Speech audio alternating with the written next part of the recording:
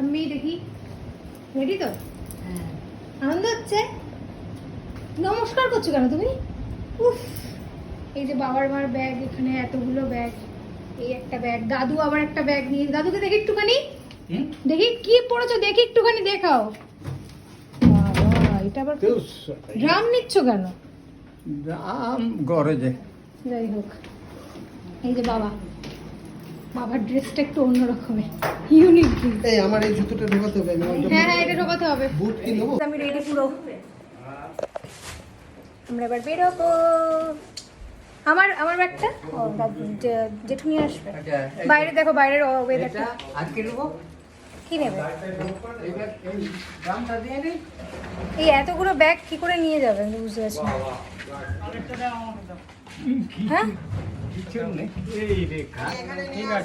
এখানে নিয়ে আসছে, এত তাড়াহুড়ো করতে হবে না। আমি উঠে গেছি গাড়িতে, কারণ ওরা এখন অবধি মালপত্র তুলছে আর প্রচুর ওরা এক্সাইটমেন্টে, ওদের মানে আলাদাই নেক্সট লেভেলের এক্সাইটমেন্ট ওদের। ঠিক আছে, তো মাকে এখান থেকে আমরা ডাইরেক্ট যাবো মায়ের অফিসে। না, ফার্স্টে তেল ভরবো, তারপর মায়ের অফিসে যাবো, দেন আমরা বেরোবো।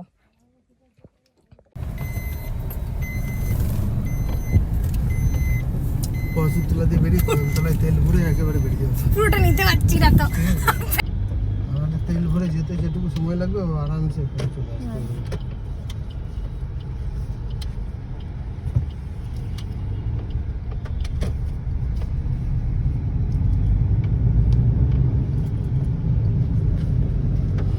বাবা আজকে আলাদা ইয়েতে হাফ প্যান্ট পরে রিল্যাক্সে গাড়ি চালাচ্ছে।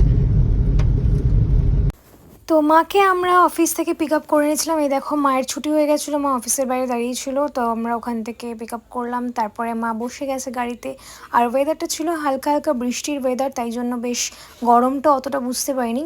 তো ভালো লাগছিল বেশ যেতে, হালকা হালকা গান চলছিল আর তার সঙ্গে আমরা যাচ্ছিলাম। আর যেহেতু বহু বছর পরে যাচ্ছি, সেটা একটা আনন্দ ছিল মনের মধ্যে, কারণ আমি একদম ছোটো বয়স থেকে যাই। দেখতে দেখতে কোলাঘাটও পৌঁছে গেলাম, রাতও হয়ে গেল।